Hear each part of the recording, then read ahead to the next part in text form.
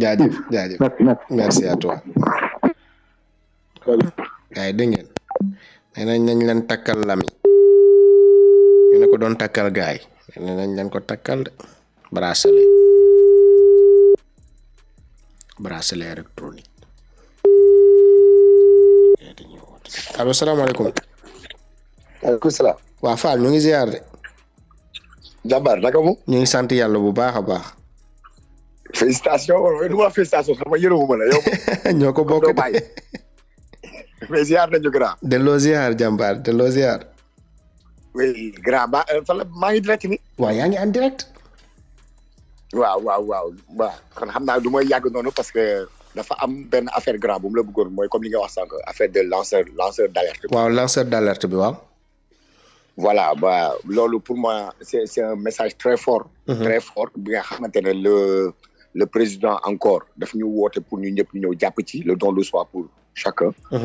donc dafa am ñi nga xamante ne jël nañ ko mais y a un truc extraordinaire qui se passe en bas. Les gens on n'en parle pas mais c'est très grave. Actuellement boo xoolee dans les panels à Dakar. waaw. avec le mouvement Aar Suñu Réew. waaw. suñu Sénégal. Il y a un combat extraordinaire qui se passe entre la communauté guinéenne et les jeunes surtout de Dakar. Grand, il faut le suivre. Actuellement boo duggee dans toutes les lives saagante nday dénigration lépp lu ne ngay gis jël photo Serigne dugal ndara ñi di wax fii.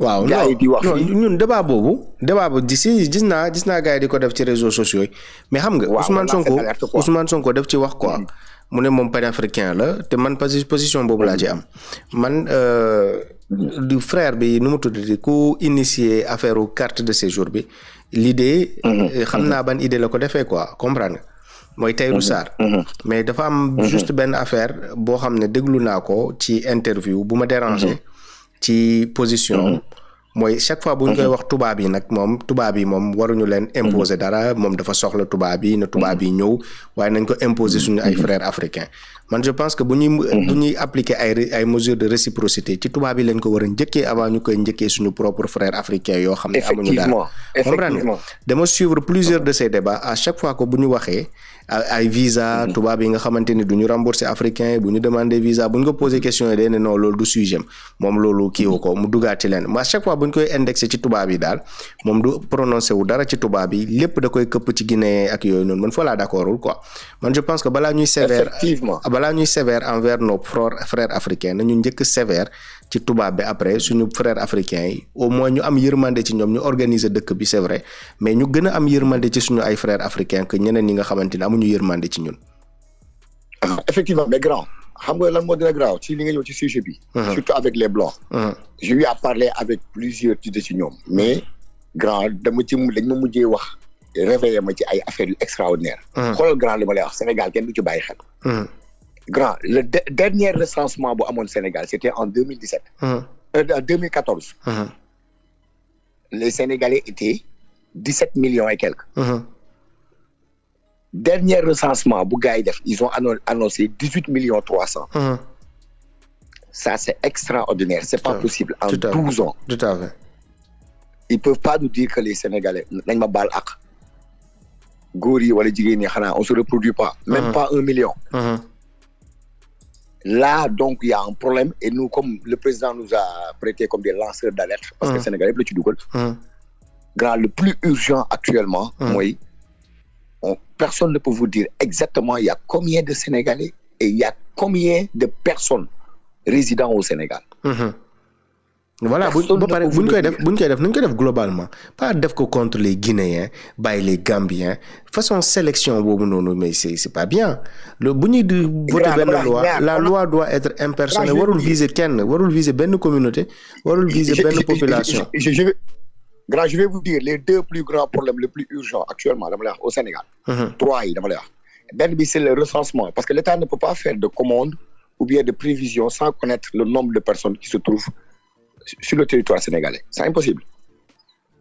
il peut pas def ay tatak ni il faut mu am nombre xam ne nombre. non waxul ñëpp par exemple Gambien yi def leen ci dindi am nañu ku may ne déet kaay ñëpp la wax déjà dafa dindi Gambien yi. ba pare interview bi déglu naa ko bu baax a baax tubaab yi laaj nañ ko mu ne pour tourisme bi ak yeneen yi déglu naa ko plusieurs fois muy intervenir. effectivement déglu am na kenn kuy justifié wu ci commentaire yi moom lay tontu. voilà moi je vous parle du Sénégal. Sénégal l'État. L'État ne peut rien faire sans connaître le nombre de personnes qui vivent sur le territoire sénégalais. loolu benn la. ñaareel mooy li nga wax sànq moi je l'appuie. les bases militaires françaises. voilà yooyu mooy vrai combat yi mais yooyu ñooy combat yi. da nga wax benn je vais vous dire grand man da kaay ma wax la grand xoolal jëlal wàññil sa loxo. vas-y. booy dem Môle 8. waaw. waaw les gouvernement bees ak loolu neex lu waay neex wax kenn du ma jël si. kenn du ma jël si waaw. booy dem Môle 8. boo demee ba ci rond-point bi tu fais tout droit base militaire français boobu. waaw.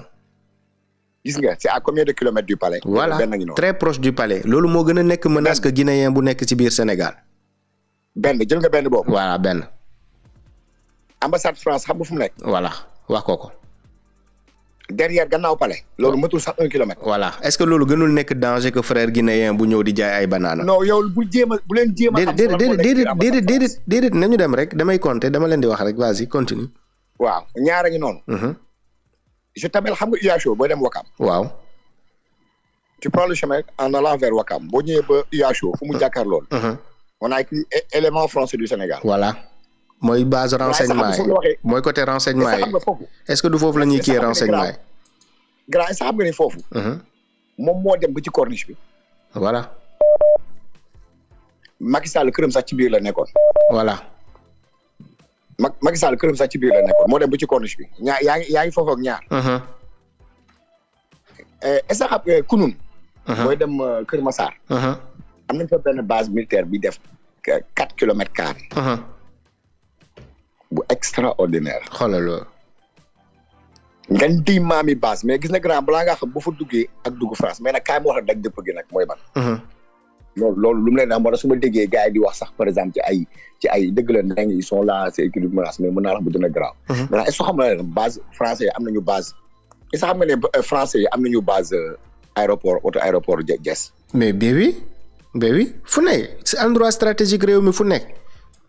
grand gis nga boo demee ba ci dugg biir booy waajal dugg aéroport mooy fu chapeau boobu nekk. tu fais complètement à gauche nga gis ñu defal le pavillon présidentiel. nga jàddaat encore à droite. ngay jàddaat droite. tu fais quelque peut-être après 1-2 kilomètres ci kanam. nga di dof fi base laa la wax lañ fa yor. xoolal loolu. loolu amul lu ko gën a urgent. mais menace baa ngi nii les vraies menaces pour notre pays ce sont ces menaces là. moo tax keroog bu ma gisee seen waajoo ji waaw seen waaj yi mu naan biir forêt classée les 70 hectares la yooyu noonu ma ni exactement le gars il a parfaitement raison gis nga ci live yi ci benn gel dafa duggoon mu ne moom ci biir bu nekk Kunun la nekkoon seen renseignement généraux yi fa lañ nekk. voilà seen renseignement yi ça veut dire que lépp ñu ko xam gis nga keroog da nga doon def interpellé ci français yi. mais y a pas plus urgent. ñooñu benn fan waruñu ko fi xaar. grand on est non mais bii daa man parfois j'ai pitié grand est-ce que su ma waxee ba léegi je peux même pas jubiler man ba léegi mënuma jubiler. non parce que am na yu des de. parce que je vois les trucs encore plus clairs bu ma demee encore ma xool ci affaire Guinée yi ma ne maanaam une petite guerre civile sax ba nu get. mais am na yu gën a urgent loolu en plus il y a des urgences pour notre pays souveraineté suñu dëkk du guinéen bi moo ko remettre en question donc gars yi dañuy détourner le combat ils détournent le combat. grand sama message pour ma wàcc ma may ñeneen ñi. vas-y. le président nous a lancé une alerte à tout le monde. waaw comme lanceur d'alerte. gis nga que ça soit les Français les étrangers et tout ça surtout la nourriture qu'on mange chez les Guinéens et tout ça. ne ku ne jël ses responsabilités l'État ne peut pas être tout et partout. Là je vous dis rien qu'à Dakar il y a plus de 100 000 points de vente ay boutiques HFS ñoo boutique koñ l'État ne peut pas envoyer tout le monde là-bas que les populations prennent les responsabilités ñu jàpp ci don de soi pour la patrie. On est assez organisé on s'est organisé et faire descendre un gouvernement un régime donc on peut s'organiser encore xoolal keroog bu ñu gars yi di gën di nettoyer personne n'a fait appel à personne. On l'a fait spontanément. mais léegi nag le président nous a fait un appel garanti ñu nañu vous êtes des lanceurs d'appel lépp lu ñu gis lu dul yoon nañu jéem a dem taxaw ñun ñu njëkk a taxaw pacifiquement.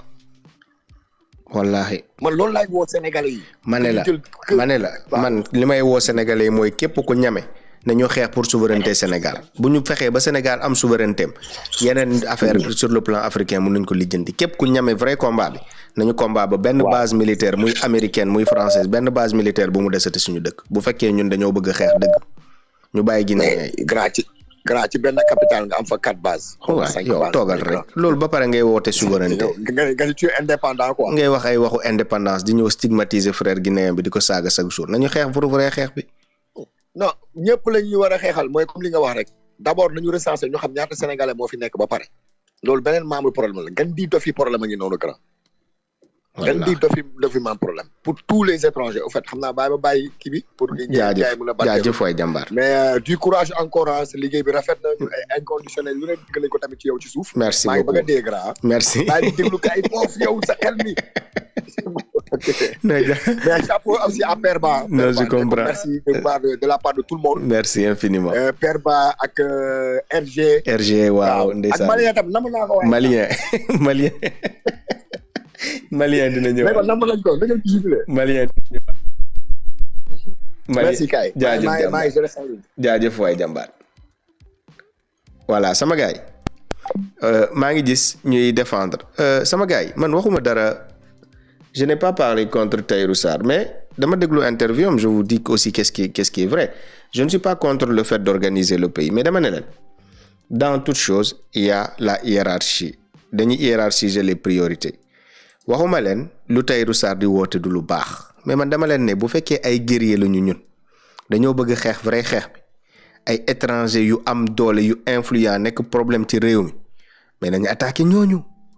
Man je suis contre que nit bu pauvre bu amul benn doole bu amul benn kii ñu ñëw daanu ci kawam jaay ko ni mais déedéet il faut s'attaquer aux gros poissons ñu pour constituer le vrai problème du Sénégal là il faut que ñu attaquer wu à ça là ñu compromettre suñu souveraineté ñoo xamante ni ñoom ñooy menace réelle pour ce pays là ñëpp xam nañ leen lan moo tax ñuy daw combat boobu di dem stigmatiser ay pauvres guinéens yi mais c'est vrai que war nañ organiser dëkk bi ok guinéens yi ay carte de séjour loolu yëpp mën na ñëw après mais d'abord nañu ñame vrai combat bi ba pare nañu dàq ñu war a dàq ba pare bu ñu leen dàqee ba pare après boo leen ma invité pour ñu dem xeex pour carte de séjour pour guinéen bi danaa leen ci topp mais doo leen bàyyi combat boobu doo leen bàyyi combat bu nekk farata bi ngeen bëgg ma yóbbu ci beneen combat pour l'instant nañu dàq ñu war a dàq Sénégal moom boppam ñu compromettre benn armée guinéenne nekkul ci biir Sénégal benn armée Ndreng nekkul ci biir Sénégal benn base militaire u Ndreng nekkul ci biir Sénégal donc nañu affronter vrai combat bi nañu organiser vrai combat bi benn base u Ndreng nekkul ci biir Sénégal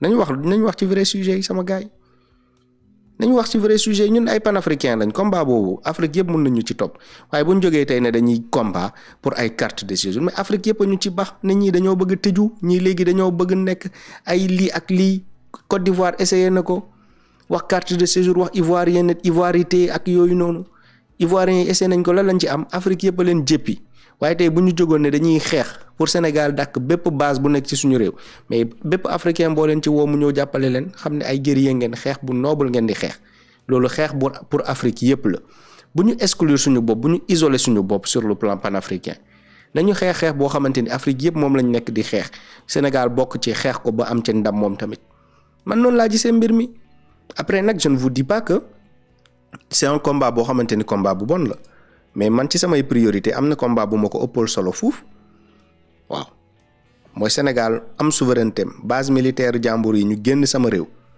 loolu mooy sama combat allo. oui. salaamaaleykum. waaleykum salaam Malien gaa yaa ngi la fiy bëggee. waaw na nga dafa coono yaa ngi si jàmm. ñu ngi sant yàlla bu baax a baax a baax. yaa ngi ci live de maa ngi doon sa nii léegi. wallaay gars yi ñu ngi lay tudd di la bëggee fii nii. waaye macha allah maa ngi nuyu Sénégalais yëpp. Sénégalais yëpp a ngi lay nuyu. xeet bi ñun ñëpp ñoo ko bokk kay. wallaahi. bu Sénégal baaxee Mali baax yeneen dëkk yi baax. wallaahi. mais kay dama bëgg Sénégal yi déglu ma bu baax li may wax xam nga nit ku nekk yàlla daf lay won da ngay xam déjà li nga xam ni moom mooy ñëw ak gars yi li ñuy wax ci ay médias yi ak comportement tubaab yi dama bëgg africain ñu takku yaa ngi dégg kay parce que lii ñëw moo gën a grave dama bëgg ñun africain ñu xam ni duñu bëgg nootaat ay généraux ñu ngi génn dinaan nañu attaquer Afrique xaaral général français génn na mu ngi nii turam a ngi nii tey rek laa doon seetaan vidéo am génn na lan la wax mu ne dans les 10 prochaines années France dafa war a imposer Union européenne dañoo war a général François Lecointre génn na def discours nee na dans 10 ans tubaab bi dañoo war a fexe imposer seen bopp ci suñu dëkk africain xoolal défi yooyu nekk fi ñun ñuy uti di stigmatiser wante di xeexante suñu biir au lieu que ñu unir contre tubaab bi ñu bëgg ñëw coloniser waat defaat ñu ay jaam mais les gens ne comprennent pas les urgences quoi. gis nga Kayif yàlla moo décidé changer adduna bi Kayif. boobu may benn. waaye nag décidé boobu yàlla décidé nag bu ñu jugul ci suñu bopp na Sénégal yi gëstu. ban Sénégalais moo xam tey Poutine nu mu juddoo est-ce que Sénégalais xam nañu Poutine nu mu juddoo yàlla mooy indi nit ci àdduna pour muy dimbale africains yi mooy Poutine. bu fi nekk woon torox nañu bu yàgg. kon nag ñun Sénégal ñu soxla woon lu tax. ndax géej gi ndax militaires yi ñëw foofu militaire Russie indi Sénégal suñu marin sécuriser Sénégal kay. gis nga sànq dégg naa nga wax affaire Guinéen yi loolu c'est vrai mais gis nga kay la sécurité c'est important kay. non c'est important mais bro man waxuma la c'est pas important nee naa sujet boobu c'est important mais lu gën a important mooy lu compromettre suñu souveraineté loolu mooy première menace pour suñu sécurité. je suis d'accord avec toi. base militaire bu nekk ci suñu wetu pare moo gën a nekk menace pour suñu sécurité que guinéen bu jógu pour ñëw uti lu 5 francs 10 francs 50 francs yu muy dajal. léegi kay xoolal dinaa benn affaire. fàttali ko leen Sonko discours yëpp yu mu wax nii te Sonko lu mu wax da koy def loo gis ndànk la bu soobee yàlla billahi wallahi wal kitaab daan ci jógee benn par benn kaay mais ndànk rek dana ñëw mission bi kaay. gis ngeen Sénégal yi nanu bàyyi fecc bi TikTok yi waaw d'accord mais nan ko wàññi na ngeen gëstu adduna bi ni muy doxee ñoo leen di waaj a rey ñoo leen di waaj a toroxal boo leen juglu ngeen jug si seen bopp. ñun Mali taluñu ay lamba de taluñu dara parce que ci xeex nu nekk ku xamul loolu da ngay torox ndax Sénégalais jàmbaar la. wallahi Sénégal loo ko mënut a def mun na muñ mais bis bu explosé caaf xam Algérie mi ngi nii ils nous ont trahi kaay gis nga ko. Algérie. mais taxul ba Maliens jëluñu seen destin en main Maliens yaa ngi xeex nu ñuy xeexee ba léegi. xoolal Algériens yi. ñun ñoo leen dimbali mais xoolal actuellement ce sont des traîtres ñu ngi complot ak tubaab bi pour ñu rey nu mais xoolal loolu du mun a nekk kaay ndax yàlla ak peuple africain bi yeewu moo taxit xoolal on va se mettre debout et puis on va faire face Sénégal Mali Guinée ñëpp benn lañu bu soobee yàlla kaay tout va bien se passer incha allah xam naa ne dama xaw a guddi na waaye. merci suba boo laaj naa duggaat incha allah merci infiniment. jërëjëf jàmbaar merci beaucoup mon frère. jërëjëf gars yi déglu leen kii déglu leen waaj de déglu leen lu mu wax. C'est la Méditerranée et l'Afrique où notre destin se joue. Et donc nous avons en permanence essayé, nous Français, d'entraîner les Européens dans cette prise de conscience de la nécessité d'agir collectivement en Afrique et en Méditerranée. Et je suis absolument désolé de voir l'échec de nos engagements au Sahel. Et je pense que de toute façon, nous aurons à poser la question. Parce que nous ne pouvons pas imaginer avoir à nos portes un continent entier qui est un Européen, c'est la Méditerranée et l'Afrique, où notre destin se joue. Et donc nous avons en permanence essayé, nous Français, d'entraîner les Européens dans cette prise de conscience de la nécessité d'agir collectivement en Afrique et en Méditerranée. Et je suis absolument désolé de voir l'échec de nos engagements au Sahel. Et je pense que de toute façon, nous aurons à poser la question. Parce que nous ne pouvons pas imaginer avoir à nos portes un continent entier qui est en train de s'enfoncer dans la destruction des appareils de gouvernement et des États, s'enfonce dans une forme de chaos, de guerre civile dans beaucoup de pays et de plus en plus de pays. dans des difficultés qui sont liées aux évolutions climatiques, qui sont encore plus dramatiques sur des populations vulnérables, des populations africaines. En plus, un continent qui...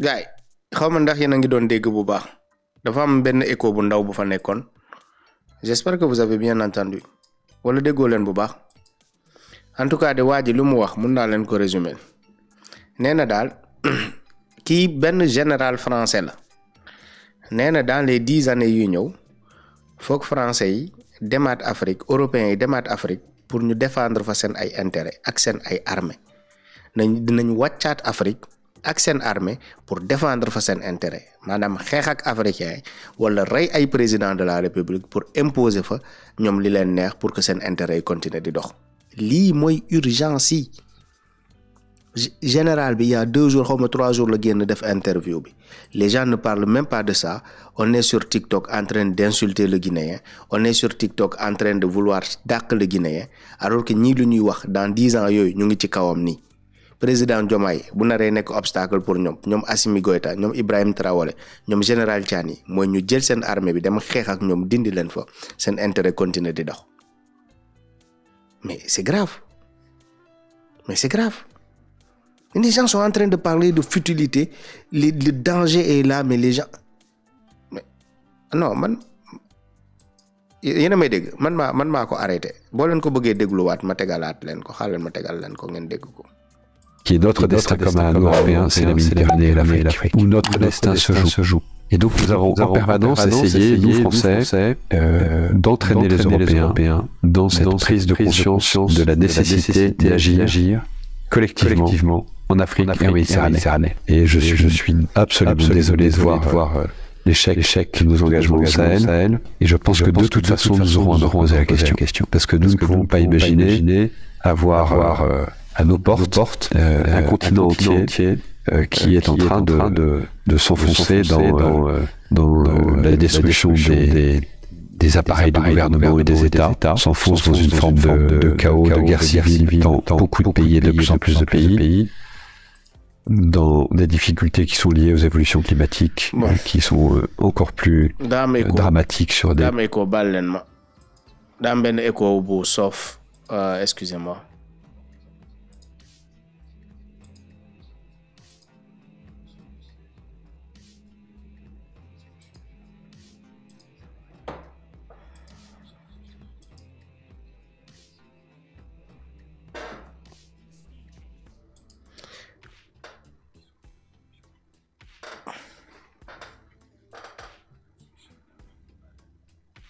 daamay ko quoi sama gars ñu yema xam naa après dinaa leen ko gën a régleel ngeen déglu ko ci live suba bi voilà dinaa leen ko gën a régleel ngeen déglu ko donc débat bi je crois que bu Ousmane Sonko amee victoire bi rek le timing est important c'est un débat qui est en train de nous détourner du combat panafricain je le dis et je l'assume entièrement au risque de me faire taper sur les doigts par certains yi nga xamante ne xam naa ne ay fervents défenseurs de idée boobu lañ en fait Sonko ak Diomaye dañoo toog lépp luy seen projet lépp luy lu panafricain ci seen projet bi ñu détourné wu ci ñun sénégalais parce qu'on n'est pas en train de mener un combat panafricain comme on a promis à l'Afrique comme on a promis au monde tubaab bi dañoo doon intitulé ni ba léegi Diomaye ak Sonko dàquñu armée française France 24 moo ko intitulé parce que ñoom ñëpp ñu ngi ko doon xaar au lieu que ñu nekk ci combat panafricain boo xam ne ci biir projet PASTEF la bokk ñu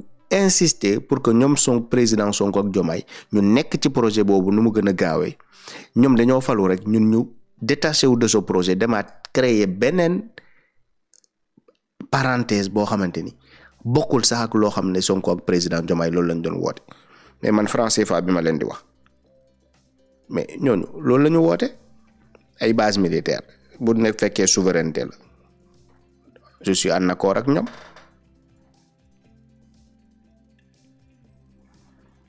xool leen envoyé nañ ma rapport Sénat boo xamante ni nee nañu nan la ñuy imposer woo ci biir Afrique Sénat France bind nañ rapport bi laa jot ni l'Afrique est notre avenir ay français ñoo koy wax ay tubaab lire leen titre rapport bi rek l'Afrique est notre avenir rapport baa ngi ni boo leen bëggee rapport bi mun naa leen ko tapel rapport bu Sénat la da ngeen di taper rapport Sénat l'Afrique est notre avenir di ngeen gis tubaab yi lu ñuy wax nee nañ suñu Afrique mooy seen avenir ñoom du suñu avenir ñun africain seen avenir la ñoom. Avec tout ça les gens sont en train de se détourner du vrai combat quoi moi je comprends pas. Lire leen rapport Sénat boobu ngeen bind titre l'Afrique est notre avenir di ngeen ko mën a télécharger ngeen lire ko ngeen xool urgence yi fu mu nekk. nañu concentré wu ñu nekk ci li nga xamante ni ñëpp ci lañ ñuy xaar ñu bàyyi di ibbi ay yeneen combat yoo xamante ni bokkul ak combat de départ yi nañu procéder point par point lépp lu président Sonko waxoon sur le plan panafricain nañ ko jàppale ñu réussir ko lépp lu président Diomaye waxoon sur le plan panafricain nañ leen jàppale ñu réussir ko ay nit yaa ngi ne l'Afrique est notre avenir africain yaa ngi reyante seen biir au lieu que ñu concentré wu ci avenir bi nga xamante ni suñu avenir la waroon doon mais ñu dañoo bëri caaxaan ñu dañoo bëri caaxaan quoi toujours dans la diversion da ngeen di lire leen lii déglu leen. Anaïs Taguenne, bonjour. Bonjour Raphaël. Et au Sénégal, Bassirou Diomaye Faye vient d'être élu président et depuis son élection, de nombreux comptes affirment sur les réseaux sociaux que le nouveau chef de l'État aurait réclamé le départ des troupes françaises de son pays. Alors qu'en est-il réellement ? Eh bien, c'est une rumeur qu'on retrouve sur plusieurs réseaux sociaux. On la retrouve en français, comme ici, mais aussi en anglais sur ce post-là, qui dirait que le nouveau président voudrait arrêter les relations avec la France pour en avoir des relations plus proches avec la Russie. Ce message-là, en anglais, vous voyez qu'il a été vu plus de 1,3 million de fois, ce qui est assez énorme, mais ce n'est pas tout. Il n'y a pas que la version tapuscrite, il y a aussi des vidéos, une version vidéo que vous pouvez voir et entendre ici. Une voix off féminine qui résonne comme un coup de tonnerre. Voilà. Yéen a ngi dégg français yi lii moo leen inquiété lii moo leen jaaxal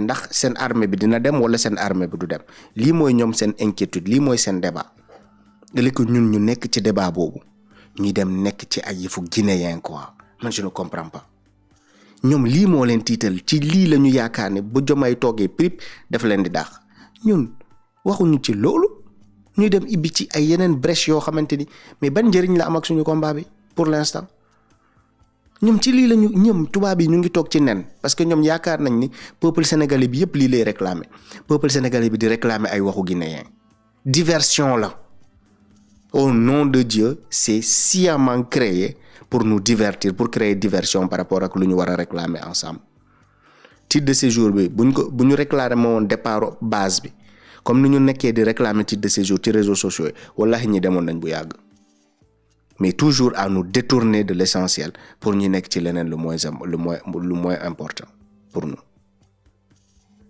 Non mais man je ne comprends pas quoi mon pays ma jeunesse dañ koy distraire à chaque fois ñu leen di yóbbu ci yeneen di leen gën a sori loo de l'objectif on est tout proche de l'objectif ngeen di créer ay combats yoo xam ne mais c'est pas possible quoi.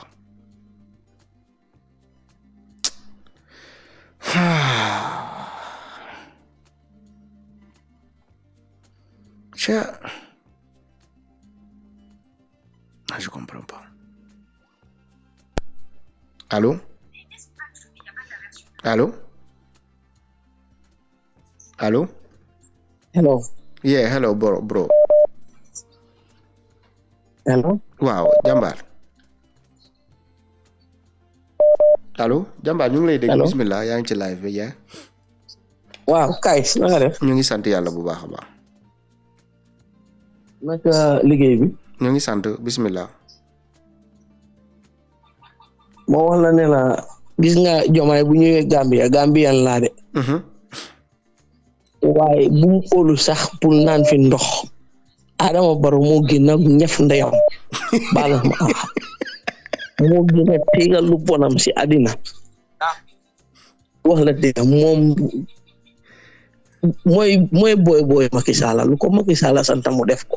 nga ne Diomaye bu mu fa sax naan te ñeme na ko bu mu fa naan ndox sax man Gambien la waaye dafa yées luñ ko sant dina ko defal tubaab yi ba pare Diomaye Sénégal boo leen bëggee am jaama daaxaleen français yi ngeen dem indi Russie ne ngeen am jaama soo leen defut loolu bilaa di ngeen eewu benn suba rek ñu ne leen coup d'état am na Sénégal parce que moom waaw parce que ñi ay doomu haram lañ Macky li ko yóbbu yëpp mu dem bàyyiwut de dafa dem ñaaka pexe waaye bàyyiwut waaw léegi moom waxtu bi waroon na moo fekk sax gaa yi téye ko te ñekk xoonam ci biir kaso yi ñu ngi ko bàyyi muy wóoraal ci dëkk bi ñoom xam nañ li ñoo def de duñ dof de soo li gën ci yéen daal su lu leen nit ñi mun a wax na gaa yi ubbi seen bët yi ñu gaaw ci li ñoo def bu nekk di benn li ñoo def pour mu leer.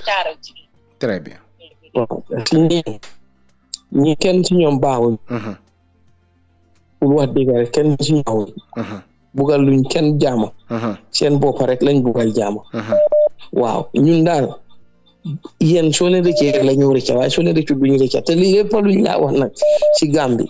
lu ko raw mu fi Sénégal seen garde kaw yeeg yëpp ñoom la fi Macky teg ñu nekk booy. Adama Barrow nekk booy am uluwut armée Gambie bi waaw. léegi daal li ngeen ñu mun a sowe génne leen fi Sénégal armée bi ndax bu yàggut amoon nañ fi problème be suñ house bi gars yi di ko complain di wax waaw ñi ñoo em ndox sax su dee man la duma ko fi naan suba waaw kii daal su xamee li gën ci moom daal waaw mu ngi ko jéem a ganale nag su dee man may Diomaye bu ma ñëwee tamit mu bàyyi xel ñi ñoo em lu tax bi seet Macky doon ñëw Gambia xale yu góor yi génn ñoom ñu jël amee yu lifin parents yi ñuy dóor xale yu góor yi génn lu tax ñooñu di manifester si kanam yi Macky waaw mooy yooni Macky bi mu mujjee ñëw fii dafa dóor ñu doon manifester ñuy dóor ñuy manifester jàppaleen contre Macky moo gën a bon jaam la waaw yow ñi ñoom ñu fa em de yéen xool fu mu ne nii ñu leen ñi wax dëgg la de daaxaleen français yi bu yàgga su doon man maay kii Diomaye bala ma dem France ma dem Russie wallaay waaw bala ma dem France ma dem Russie très bien dafa ñoom ñëw raxas ndey ñi yëpp ñu génn fi très bien yéen ñi sax dañ ñoom Sonko dañ baax ba tey ñu ngi bàyyi ñuy dox ana la Moussa Fall yi ñooñu yëpp dañu waroon ci waxtu bi tëj leen ci kaso bi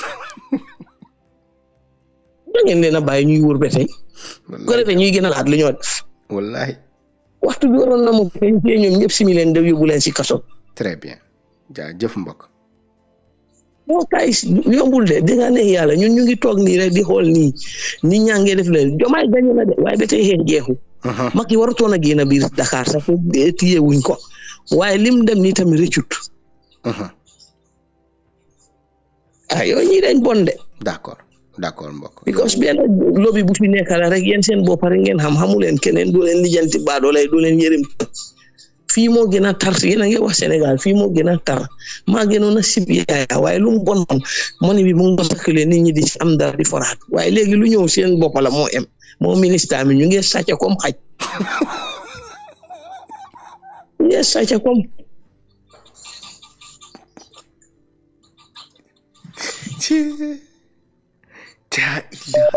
kon kii moo gën a yées Yaya Jammeh waaye yow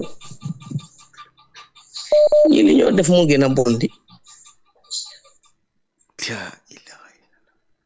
non mbokk yow amuñu sa fay bu fi dee géej ngir yàlla nga wax ñu Gambia man dama leen dee dégg bu set bu ma dee am tànk mun a duga non léegi di nga duga dinaa maa ngi save sa nomba bi saa yow woote di nga duga waaw luñ ko sant si saal bulu rek dina ko def ok luñ ko sant rek dina ko def ok waaw ok jërëjëf mbokk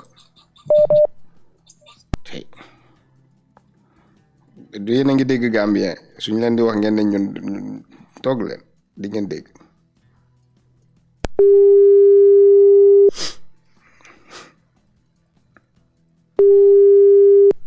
asalaamaaleykum allo waaw docteur allo.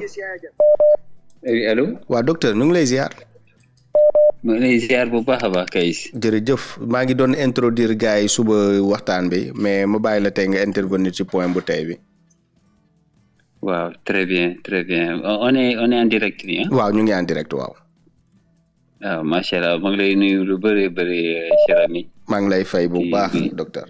waaw macha allah di nuyu vraiment l'ensemble des xam nga des auditeurs xaw ma nañ leen di woy nag pour ceux qui sont dans les live.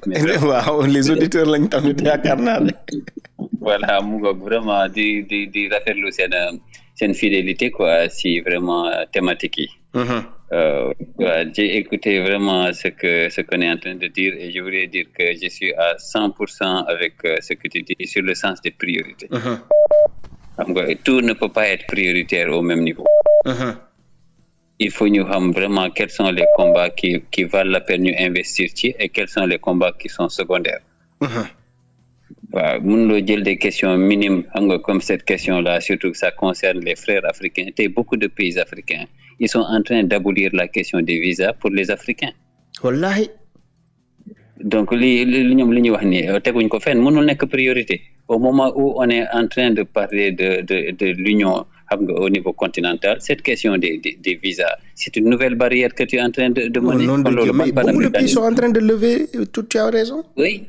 Ils ont levé complètement. En Afrique de l'Est, beaucoup de pays sont en train de lever les restrictions des visas pour les Africains qui viennent des autres pays.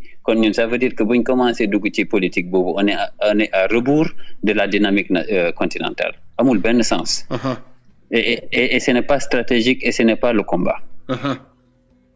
Moi, je pense que le combat, moi, je vois je voudrais intervenir sur 3 points. Benebi sur les bases militaires françaises. Il faut que le gouvernement, je pense, fasse preuve de pédagogie et communique de manière transparente avec les Sénégalais sur la question des bases militaires françaises. Parce que c'est une top priorité pour nous et ils sont attendus sur cette question. Donc, on attend vraiment qu'ils communiquent là-dessus. Nous avons un agenda très clair parce qu'en fait, de 2 choses l'une.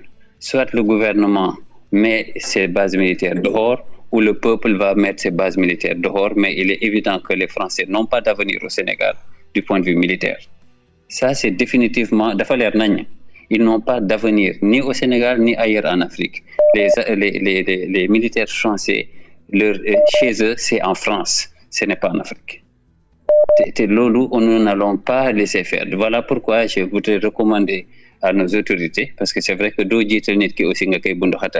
on peut être d'accord. Mais je pense que nous devons communiquer avec nous parce qu'ils sont très, très attendus. C'est une question extrêmement sensible qui est la souveraineté.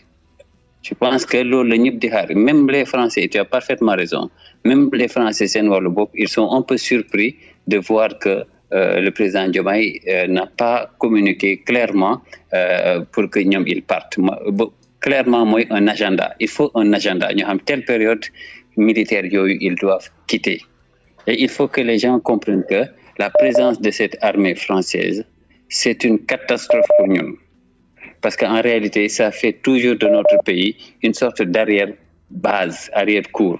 Il faut savoir que l'armée française, avec les services de renseignement français, ils sont directement impliqués dans l'assassinat des populations africaines dans le Sahel, au Niger, au Burkina Faso et au Mali. Nous allons soutenir les terroristes, nous allons donner information, nous allons recruter, nous allons faire ciblage, nous allons donner le financement, nous allons donner les informations pour leur déplacement. Quand l'armée malienne devait se déplacer, nous allons donner les informations. Ils leur donnent un soutien et une légitimité politique. Donc, nous, ce sont des ennemis de l'Afrique. Il y a un ennemi cancérigène comme cette présence militaire française. C'est comme si tu voulais manger du poison tous les jours. C'est vraiment la même chose. Donc, voilà pourquoi je pense que ce gouvernement, le premier acte de souveraineté, sans tergiverser, parce que là, il y va de la souveraineté du peuple sénégalais, c'est de prendre un agenda très clair pour dire à la France, à partir de telle date, on ne veut plus voir un seul soldat français sur le territoire sénégalais. C'est terminé. Je vais te donner un fait extrêmement grave qui s'est passé en 2016-2017. À cette époque-là, j'ai travaillé à la Banque mondiale. on a quitté l'hôtel Terrou-Bi pour aller à la Banque mondiale et on a vu des militaires français en armes ñuy gérer corniche bi. Non. Wallahi lazim. Mais ñaata yoon des militaires français ci arrestation Sonko bi ñaata non. mais docteur Balma ñaata yoon ci affaire Sonko bi lañ ci génné ay photo tubaab yu masqué woon bokkoon ci ñu doon arrêté Sonko wala ñu ko doon jéem a toroxal. Vas-y, ma bàyyi la nga continuer. Voilà, tu vois. Donc ça veut dire que ils font ce qu'on appelle de l'ingénierie, voilà, des activités subversives. Lépp li nga xamantene wàllu souveraineté la au Sénégal, ils vont contribuer activement à le casser. Donc ñooñu ce sont nos ennemis. Et il faut les traiter comme les ennemis, pas seulement les ennemis du peuple sénégalais. Ce sont les ennemis de la nation africaine et de la nation panafricaine. C'est un poison. Donc, lolo dafa war a nekk la top priorité du gouvernement, qu'il y ait un agenda clair, il communique dessus, ñu xam ne à telle période, ces délinquants, ils foutent le camp de chez nous.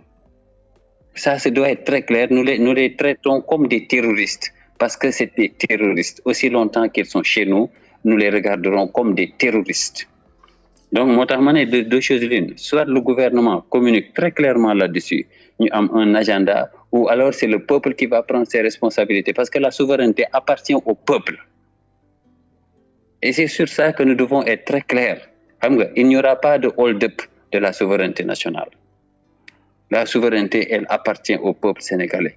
Elle s'est battue pour que ils incarnaient à ses yeux la souveraineté, nous tèglen au pouvoir. Mais si ça ne dépendait que des Français, jamais ni Sonko ni Diomaye n'arriveraient au pouvoir. Ça, c'est définitivement clair.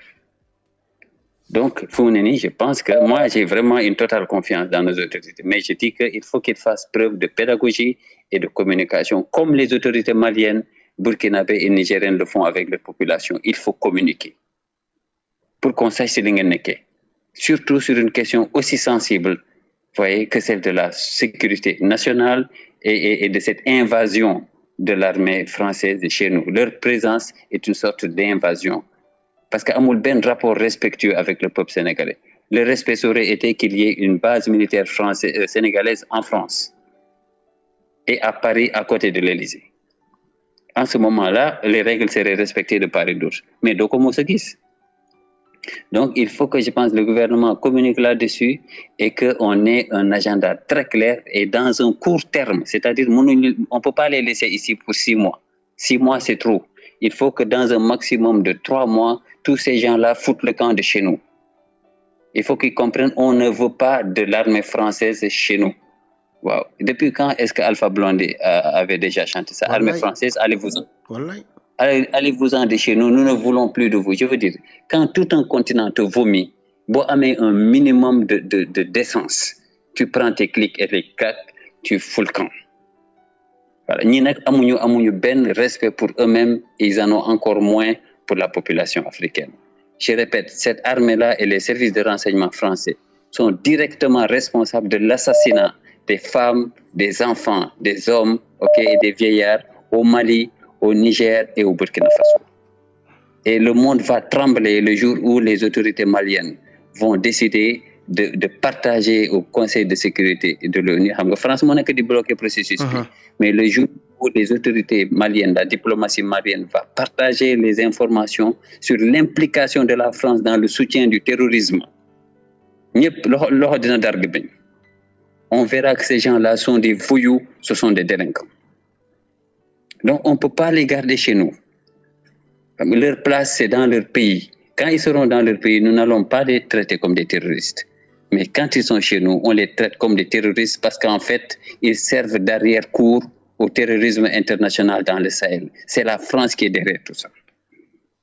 Donc, jusqu'à quand est-ce qu'on va garder ces gens-là chez nous? Nous, on n'a pas d'avenir avec la France. Et il est temps que toute la population sénégalaise comprenne que le combat ne fait que commencer.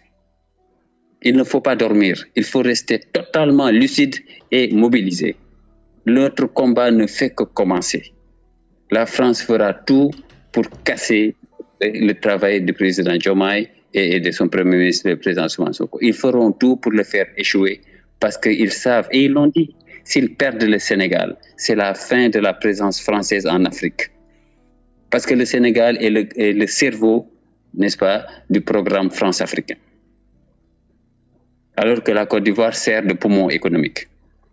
Mais le Sénégal est le centre nerveux, n'est-ce pas, de tout le programme et de la programmation de l'agenda de la France-Afrique.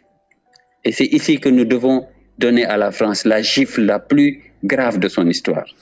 Ça viendra du Sénégal. Jusqu'à ce qu'ils comprennent que c'est terminé. La délinquance criminelle qu'ils ont eue chez nous pendant des décennies, c'est terminé. Ça, c'est terminé. Il faut qu'ils comprennent. La jeunesse africaine doit faillir complètement. Et je vais te donner un autre exemple.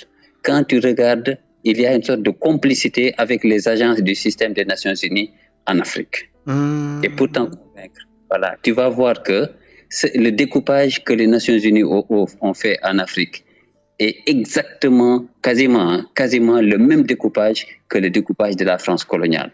C'est-à-dire, par exemple, UNICEF, que je connais très bien pour y avoir travaillé, ils ont ce qu'on appelle le WACAR, c'est-à-dire l'Afrique de l'Ouest et du centre.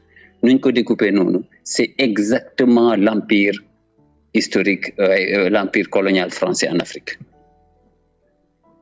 Vous direz la carte de ce qu'on appelle à l'UNICEF l'Afrique de l'Ouest et du centre, c'est exactement la même carte que comment ça s'appelle, l'empire colonial français en Afrique. Comment tu expliques ça? Et voilà pourquoi quand ces gens-là viennent financer notre système éducatif, c'est pour nous donner le pire système éducatif possible et s'assurer que jamais l'école sénégalaise ne pourra contribuer au développement de l'économie sénégalaise. Donc, on attend encore des réformes très fortes pour que ce soit exclusivement l'argent du Sénégal qui finance, n'est-ce pas, le secteur éducatif, le secteur de l'éducation au Sénégal, et qu'aucun autre bailleur international ne puisse financer les aspects stratégiques de l'éducation, madame les recherches, les données statistiques, tu vois, et comment ça s'appelle, la manière dont on fixe les objectifs du système éducatif. Parce que l'éducation, c'est du domaine de la souveraineté. Donc, aussi, voilà pourquoi le travail que tu fais est extrêmement important, parce que vous faites à chaque fois, même si ça vaut le coup. Parce que il faut avoir une masse critique de Sénégalais et d'Africains qui sont au courant de l'agenda de recolonisation de l'Afrique. C'est une réalité. Voilà. Ils sont partis pour mieux rester. Et la France savait que s'ils attaquaient le Niger comme ils avaient prévu de le faire avec les autres délinquants qui étaient avec notamment le président Macky Sall, le président Talon du Bénin et Ouattara, n'est-ce pas? Nous allions attaquer partout où il y a les intérêts français. On allait détruire la totalité des intérêts français en Afrique. Ça ne fait aucun doute.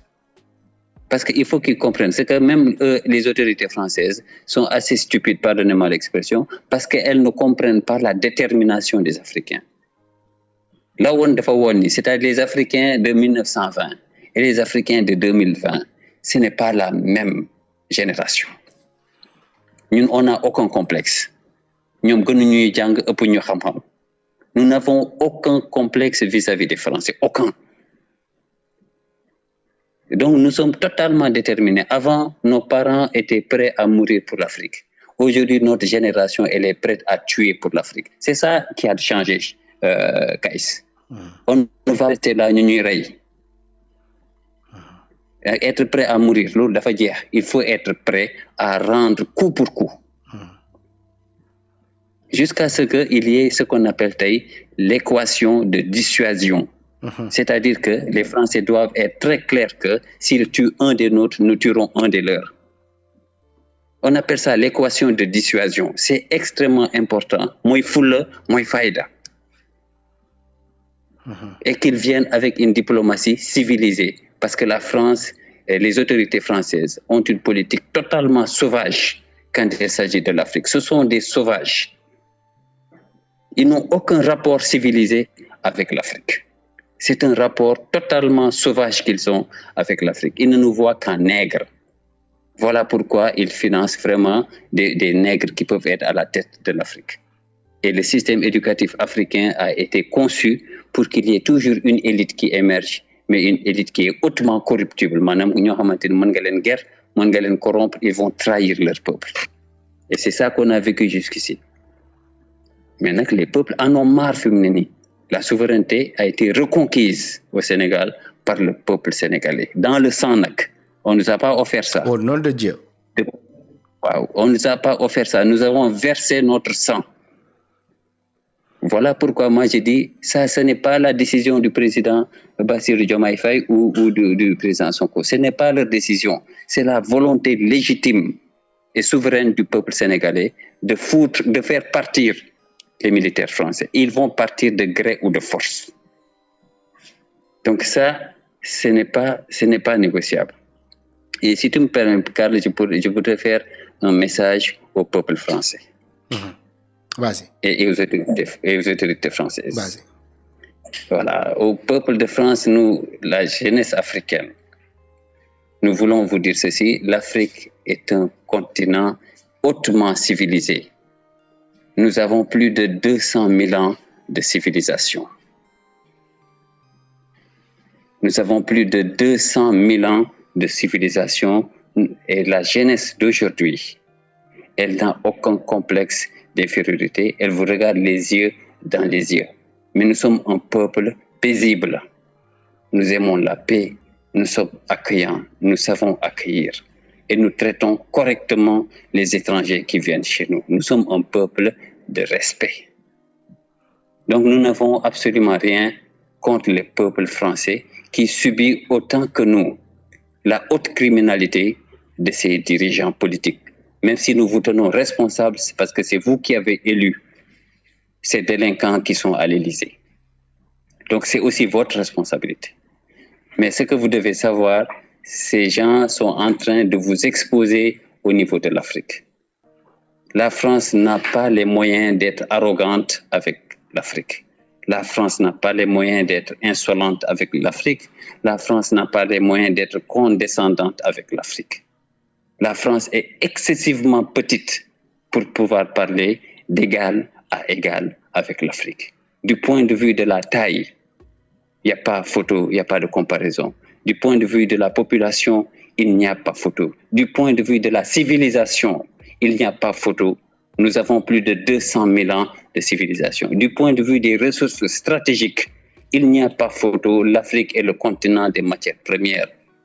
C'est vous qui n'avez pas d'avenir sans l'Afrique. Et le rapport du Sénat dont parlait Kais tout à l'heure en est la preuve palpable. Vous n'avez pas d'avenir sans nous. Vous n'avez pas d'avenir sans nous. Vous n'avez même pas de présent sans l'Afrique. Ça, c'est définitivement clair. Et les peuples africains en ont totalement conscience. Maintenant, de deux choses l'une. Soit vous muselez ceux que vous avez choisis comme dirigeants, ou vous choisissez des dirigeants civilisés, et la France a des hommes politiques civilisés. C'est vrai que depuis le départ de Chirac, on n'a eu que des criminels à la tête de l'Élysée. Que ce soit Hollande, Sarkozy ou ce petit voyou de Macron, ils ont successivement perpétré des crimes en Afrique. Ils ont déstabilisé le Sahel, ils ont encouragé, soutenu le terrorisme. Mais les Africains ne peuvent pas continuer à mourir pour que vous viviez en paix. Le sang des Français n'est pas plus noble que le sang des Africains. Le sang des Français n'est pas plus pur que le sang des Africains. Le sang des Français n'est pas plus sacré que le sang des Africains. Et votre bien-être n'est pas supérieur à celui de 1,3 milliard d'Africains. Donc, on vous dit c'est définitivement terminé. Maintenant, soit vos autorités, vous les civilisez et vous les sortez de la sauvagerie dans laquelle ils sont dans le rapport à l'Afrique. Ou alors, nous prendrons toutes les dispositions, mais vous ne pourrez plus entrer en Afrique. C'est ça la réalité. Et quand je vous parle comme ça, beaucoup parmi vous n'ont pas la maturité stratégique pour comprendre que nous sommes en train de parler de décennies et de siècles qui viennent. Parce que ce qui va se passer dans 40 ans, ça se joue aujourd'hui. Et nous sommes en train d'éduquer nos enfants pour qu'ils sachent les crimes que vos autorités sont en train de connaître. Et il y aura un effet dans 5 ans, dans 10 ans. Toute l'Afrique sera au courant des crimes que les autorités françaises ont commis et vous serez aussi responsable de ça parce que c'est vous qui les avez élus. Donc, nous vous appelons à prendre vos responsabilités pour destituer ce petit voyou qui est en train de soutenir le terrorisme en Afrique et de mettre en place des hommes d'État civilisés. Il y en a en France qui ont de la maturité et qui peuvent avoir des rapports civilisés avec l'Afrique. Il n'y aura plus de sommet Afrique-France. Ça, c'est terminé. Ça, c'est terminé. La preuve, c'est que il y a eu que le dernier sommet, c'était uniquement avec les jeunes et les artistes. Parce que même les nègres qu'ils avaient comme amis avaient commencé à bouder le petit Macron. L'Afrique n'est pas votre égal. L'Afrique, c'est un continent de 1,3 milliard de personnes. Donc, je souhaiterais que ces paroles retentissent dans vos têtes et vous compreniez que votre pays n'a pas les moyens de parler d'égal à égal avec l'Afrique. Ceci dit, encore une fois, nous n'avons rien contre les Français ni contre les entreprises françaises. Mais nous ne voulons plus que vos services de renseignement et votre gouvernement et votre État qui ont un racisme génétique, parce qu'en France, le racisme anti-noir et anti-musulman est institutionnalisé. C'est dans le gène des institutions qu'on trouve le racisme dans sa pire forme contre les Noirs et contre les musulmans en France. Mais vous ne pouvez pas continuer à maltraiter nos frères et nos sœurs parce qu'ils sont noirs et parce qu'ils sont musulmans et penser que nous allons bien vous traiter chez nous. Ça, c'est totalement stupide si vous réfléchissez comme ça. Donc, si vous voulez avoir un avenir en Afrique, traitez correctement les Africains et les musulmans chez vous en France. Parce que ce sera maintenant une équation de dissuasion. Nous vous traiterons tel que vous nous traitez. Et nous sommes 1,3 milliard d'Africains. Vous n'avez aucun moyen de terminer les Africains. Ce n'est pas possible. C'est nous qui avons l'avenir. Mais mieux que ça, c'est nous qui sommes l'avenir de l'humanité. L'avenir de l'humanité ne se joue pas en Chine. L'avenir de l'humanité se joue chez nous, en Afrique. Et nous, nous en avons conscience. Et nous éduquons nos enfants. Ce n'est plus qu'une question d'année. Mais la donne, elle est désormais irréversible. C'est irréversible. Donc, civilisez vos autorités. Civilisez votre politique étrangère. Civilisez votre diplomatie vis-à-vis de l'Afrique et arrêtez tout rêve, arrêtez toute prétention d'avoir un précaré français en Afrique au moment où les peuples africains ont définitivement vomi la France. Et ça, c'est à cause de l'insolence, de l'arrogance, de la condescendance de vos autorités. Mais les peuples africains continuent à se marier avec les Français et les Françaises parce que nous sommes un peuple d'ouverture. Donc, il n'y a pas de problème entre les peuples. Il y a simplement un problème avec une élite qui vous a pris en otage et qui pense pouvoir nous traiter comme du temps de l'esclavage et de la colonisation. Et c'est à cela que notre jeunesse a dit c'est terminé. On a versé notre sang pour faire partir le dictateur Macky Sall. On versera encore, mais pas que notre sang cette fois-ci, pour faire partir l'armée française et la totalité des dispositifs, des mécanismes et des ressources humaines liées au renseignement français chez nous, en Afrique, au Sénégal et dans tous les pays de la sous-région. Donc, quittez militairement l'Afrique et revenez avec beaucoup plus de civilisation pour venir parler avec l'Afrique. Si nous voulons vous accueillir, c'est à nous de le faire. Si nous ne voulons pas vous accueillir, vous resterez dehors parce que l'Afrique appartient aux Africains. Mais c'est ça la nouvelle donne. Vous n'avez pas les moyens de nous imposer votre volonté. C'est l'Afrique qui a les moyens de vous imposer sa volonté. C'est ça la nouvelle donne. Soit vous l'acceptez aujourd'hui et vous changez votre comportement, ou vous faites semblant de ne pas voir la réalité. Elle vous tombera dessus comme une pleine gifle et vous n'aurez pas les moyens d'échapper. Donc, pour l'avenir de l'humanité et pour l'avenir, n'est-ce pas, des relations entre les peuples, des relations paisibles, des relations civilisées, des relations d'amour et de respect, d'échanges multiculturels. Nous vous appelons à museler ce petit que vous avez mis à l'Élysée. C'est vous qui l'avez élu. Mais il est en train de détruire toutes les fondations du rayonnement historique de la France et de la diplomatie française. Donc prenez vos responsabilités, mais l'Afrique ne va plus rester à regarder ses enfants, ses femmes ces vieillards se faire tuer par des terroristes armés, renseignés, financés, recrutés et soutenus diplomatiquement par la France. Maintenant, c'est à vous de choisir. Donc, c'est ce que je voulais partager. Pardonne-moi. Docteur leer na nañ li moom amul lenn luñ ci yokk amin rek. waaw lii moom vraiment en tout cas vraiment merci à toi de m'avoir pris. waaw wallaay ma bàyyi la nga waaw vas-y. Encore vraiment merci, c'est ce que je voulais dire et renforcer ce que tu as dit. Ne nous trompons pas de combat. Notre combat, c'est pas nos frères guinéens. Il faut accueillir nos frères guinéens. Notre pays est sous-peuplé. Nous sommes totalement sous-peuplés. Un petit pays comme la Belgique, vous voyez, est peut-être même plus peuplé que le Sénégal. Nous avons beaucoup plus de ressources que la Belgique. Donc, il ne faut pas nous faire croire que nous sommes surpeuplés. Nous pouvons accueillir nos frères de la sous-région. La Casamance, rien que la Casamance cage, peut nourrir la totalité de l'Afrique de l'Ouest, je te le dis. Rien que la Casamance peut nourrir la totalité de l'Afrique de l'Ouest. Donc, nous n'avons pas de problème à accueillir nos frères et nos sœurs qui viennent de la Guinée et des autres pays et de toute l'Afrique de l'Ouest. On a les moyens de les nourrir au nom de la solidarité panafricaine. Donc, notre frère Taïrou, je pense que là-dessus, pour moi, il s'est trompé de combat. Ça, c'est pas le combat. Et c'est pas notre priorité. Notre priorité, tout le monde le voit tous les jours, ce sont ces militaires français qui doivent quitter notre pays. C'est le franc CFA qui tue notre économie et tous les efforts de développement.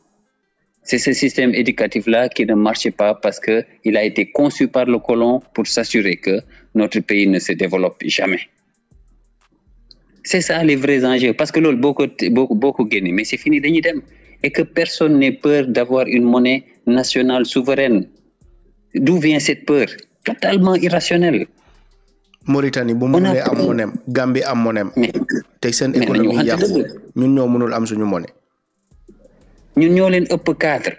On a une économie beaucoup plus structurée, un État stable depuis son indépendance du point de vue politique. Et tu penses que nous n'avons pas les moyens techniques de gérer une monnaie? Billah, quelle insulte. Donc que les Sénégalais n'aient pas peur de la nouveauté. Parce que nous nous sommes battus pour la nouveauté. Parce que bon, une rupture, c'est pour faire partir l'ancien modèle. Ça veut dire que tu t'es ouvert à la nouveauté. Dans la nouveauté, il y a la question de la monnaie. Il faut qu'on y aille franco, qu'on soutienne. Il faut bien soutenir, car il faut soutenir les autorités. Même si il faut qu'on comprenne que la souveraineté, elle est dans les mains du peuple, elle n'est pas dans les mains des autorités. Ça, pour moi, c'est définitivement clair. Le peuple sénégalais est supérieur à la totalité des institutions qui existent au Sénégal. Ça, c'est clair. Il n'y a aucune institution qui est supérieure au peuple. Pourquoi? Parce que ce n'est pas les institutions qui ont créé le peuple. C'est le peuple qui a créé les institutions. Donc, les institutions, elles doivent loyauté, fidélité au peuple sénégalais, à tout point de vue. Voilà pourquoi nous devons garder le cap. Nous avons tout fait pour que son Excellence Diomaye soit élu. Nous avons versé du sang. Aujourd'hui, il faut continuer à les accompagner. Il faut continuer à les accompagner. De leur côté, ils doivent de la communication très transparente. Nous savons quand est-ce que les soldats français vont foutre le camp de chez nous. Parce que nous ne les piffons pas. Ils ne font pas partie de nous. Ils ne sont pas nos alliés. Ce sont nos ennemis. Parce que quelqu'un qui n'est pas ton allié et qui favorise le terrorisme dans le Sahel, c'est ton ennemi. C'est ton pire ennemi même. Voilà. Et il faut appeler un chat un chat. L'armée française est notre pire ennemi. Ils doivent quitter le territoire sénégalais dans les meilleurs délais. Et si le gouvernement ne communique pas très clairement là-dessus, ça, c'est vraiment dommage. Très bien. Parce que ça, c'est un combat citoyen. C'est pas un combat d'un parti politique ou je ne sais pas quoi. C'est le combat de chaque Sénégalais et de chaque Sénégalaise. Et il ne fait pas de doute que le peuple prendra ses responsabilités. Ça, je veux vous rassurer là-dessus. Nous prendrons nos responsabilités. Nous ferons partir l'armée française. Elle foutra le camp de chez nous. Tu vois, excusez-moi, j'utilise ce mot-là parce qu'en fait, nous n'avons aucun respect pour eux parce que c'est pas chez eux. C'est pas chez eux. Ils doivent rentrer chez eux. Ça ne peut pas continuer. Nous ne voulons même pas qu'ils gardent un seul soldat français, même pas un demi-soldat. Vous voyez, qu'ils partent avec leur tunique, leur voiture, leur drapeau, qu'ils partent, qu'ils amènent tout. Mais il faut qu'ils quittent notre pays. Très bien. Docteur, je m'excuse. Docteur Amadou Faye, ok, merci rek lañ lay wax. Et pour notre rendez-vous de demain, Inch'Allah, le rendez-vous est annoncé. D'accord? Ah, très bien, formidable. Merci beaucoup, docteur. Merci beaucoup, Kaïs. Merci infiniment.